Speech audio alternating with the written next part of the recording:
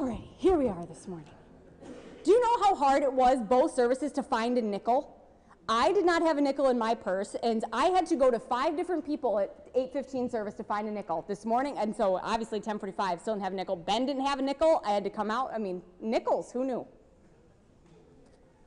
And we all were reinforced with the knowledge that FDR is on the dime, not Eisenhower. So there's your lesson for the day, I guess. So the other day, my sister, the one who is in seminary, ran into an old colleague of mine who immediately, before even introducing himself to her, looked at her and said, "I know who you are." And she just kind of looked at him, and he shook her hand and said, "You must be Tina's sister. You look exactly like her." Now, don't get me wrong. I kind of love that because my sister is a pretty gorgeous gal, and if people think we look alike, that's fine by me. But here's the thing. When it comes to my sisters and I, none of us think we look alike at all. You see, for as long as I can remember, I have heard one refrain over and over and over when it comes to my appearance. I always get, "You look just like your mother." And it's true. I am the spitting image of my mom and always have been. Case in point, I brought some visual aids this morning, but we have to make a deal here. None of you ever saw this picture. Deal? So the next time my mom visits, we don't speak of what is about to happen. Good? Good. All right. Ben sees this every day because it's in our bedroom. But anyway, this is my mother's senior picture from high school. If you hold this picture up to my senior picture from high school, exactly the same. The only difference is, and you can't even tell this difference because my mom's is in black and white, is you can't tell that my mom has some lovely, beautiful blue eyes hiding in there, whereas mine are brown. It's the only difference between us. Now, what does this have to do with my sisters and I? It has to do with my sisters because my sisters are 100% my dad. My middle sister especially, 110% dad genes.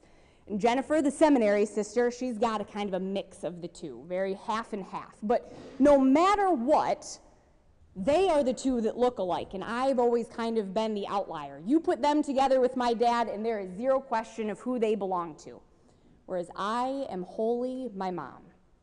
We even have the same hands, which is kind of a weird thing to share, but genes are funny that way. I've always loved that, though, knowing that I look like my mom, knowing that anyone who meets me and knows my mom will immediately know that I am hers. There is zero question of whose image I was made in. This gal's right here. It's a funny thing, this question of image. This question of who we carry with us in our genes, in our very beings. Sometimes it manifests in things like eye color and mannerisms. Just watch Ben and his mother talk at the same time, exact same person. But other times it manifests in actions and in behaviors. Sometimes it is by acting like the person who molded us that truly reveals just who it is that we belong to. And it is that precise issue that plays out in our gospel this morning. After Jesus has come at them with parable after parable after parable, after having him rake them through the coals about their no good, terrible, kingdom-interfering behavior, the Pharisees finally think that they've found a way to get a leg up on Jesus. If they can plot the perfect question to trap him in a tangle of complications, then they can finally win this battle that they've been fighting with him. And they don't care whether or not he gets hurt in the process when he answers. Now, it seems like a fairly innocuous question, the one that they pose to Jesus. I mean, aren't taxes kind of a simple thing? I mean, none of us really like paying them, but it's the law, so there isn't really much to argue about, right? Well, not so much in ancient Israel. This question of whether or not it's lawful to pay taxes to Caesar is the ultimate in double-edged sword situations. Think about it. If Jesus says, yes, it is lawful to pay taxes to the emperor, Well, then he has just basically given a stamp of approval to financially support the government that has been oppressing the very people he claims he has come to save. The very people that just days before have welcomed him into Jerusalem like a king. Every ounce of good favor that Jesus has garnered over the last 3 years would have been gone. Suddenly, he's not Jesus the Savior, but Jesus the Roman sympathizer. But if he says no, well, then that path to the cross gets paved with blatant tyranny. To say that the people of Israel shouldn't pay taxes is to openly defy the law, the government, and Rome itself. He could have been arrested for simply uttering that one syllable, no. So what's he supposed to do? Leave? Say, I don't know? Instead, Jesus does what he always does and flips the script. Instead of giving them a blatant answer, he gives them a cryptic one. He asks to see the coin, asks about the inscription on it, and then just kind of shrugs and says, well, if this belongs to Caesar, then return it to Caesar. And then he takes it just a little bit further, turns the situation just a bit tighter with the reminder that if we're on the topic of giving, well then, what belongs to God needs to be given back to God too. And what's so brilliant about this is that while the Pharisees thought that they've caught Jesus in an extremely clever catch-22, Jesus ends up turning the whole thing around on them. That whole bit with the coin, not just a casual question. By asking the Pharisees about the image and the inscription, he's basically getting them to admit to blasphemy, to flouting God's law, to being the hypocrites he knows they are. You see, according to Jewish law, it was not lawful for a Jewish person to own or make any graven image to another god. And here they are, holding coins that bear the image of Caesar, with the inscription around it that would have declared Caesar God. Roman coins weren't just currency, they were examples of Caesar's alleged divinity. Around that image of him would have been the words basically likening Caesar to God's son. So while the Pharisees are so preoccupied trying to catch Jesus up short, he catches them with their hand in the cookie jar. Don't talk to Jesus about how much they honor and love God. Don't talk to him about rightful worship and following the law when they're basically bowing down at the feet of a blasphemous fake Messiah. There's something even more brilliant at work here besides, the blasphemy thing.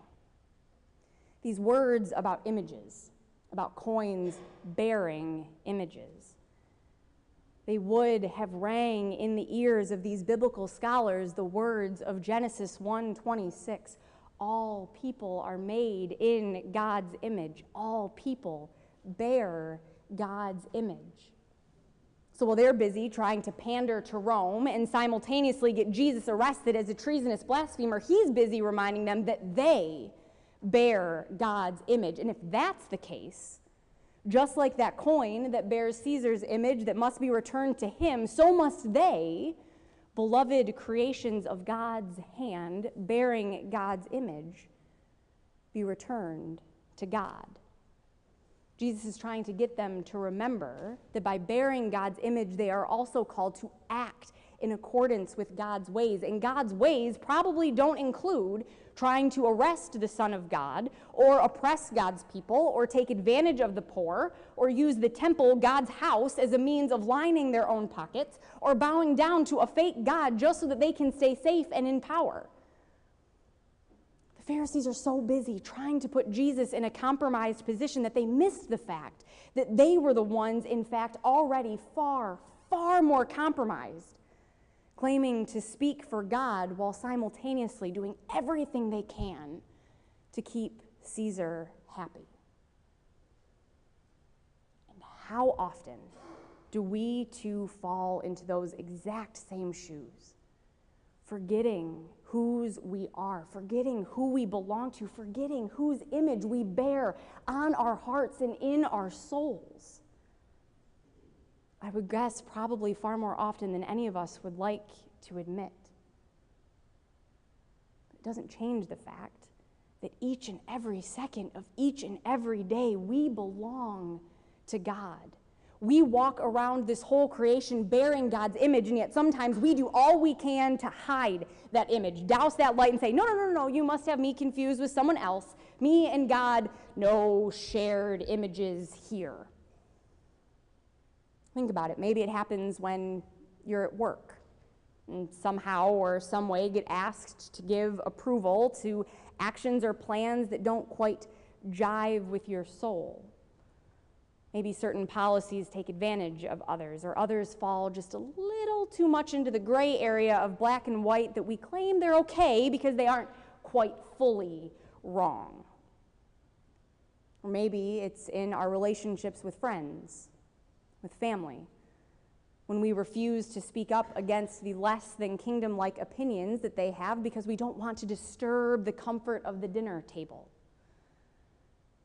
Maybe it's when we decide that the grudges that we hold onto so tightly are more important than heeding our calls to compassion and reconciliation.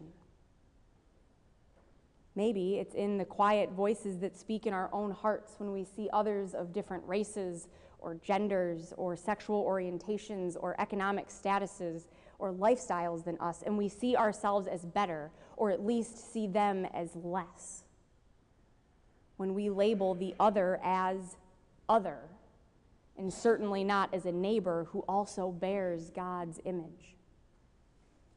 Maybe it's in our relationships to our stuff, to our houses, our bank accounts, our desires, building tiny little altars to all the things we want, quietly putting them ahead of God and our faith. When we see God as coming in second to the life that we lead, when we in fact put God second to everything in our lives. Maybe it's simply in our relationships with ourselves, when we see ourselves as less than, undeserving of God's grace and love, when we see ourselves as something less than a person God has lovingly created, someone that does bear God's image in our hearts, an image that directs our days and our actions to be God's people. And I know that over the last few weeks, it has felt like Matthew has just been hammering us with these gospel demands over and over, and it can be exhausting. That's kind of what discipleship is in Matthew. It is nothing more, nothing less than sheer persistence in striving for the kingdom, striving for the good of our neighbor, striving for the best of creation, striving to remember who we are, not just when we're alone, not just when no one can see us, but each and every moment of every day that we are on this earth. You, beautiful, incredible, you were made in God's image. You bear God's image in this world. Jesus says to render to God what is God's, and you are God's. You belong to God, and that is equal parts hope and call. It is a hopeful reminder that God made you exactly as you are and loves every bit of you. It is a persistent call that we are to bear that image to the world, striving for equality and hope and peace and love and compassion and the kingdom Jesus came to usher in. We each see something when we look in the mirror every morning. Every morning I wake up and I see this lovely woman staring right back at me. But this gospel begs the question, when we look in the mirror, will we also see God? Or will we see Caesar? Amen.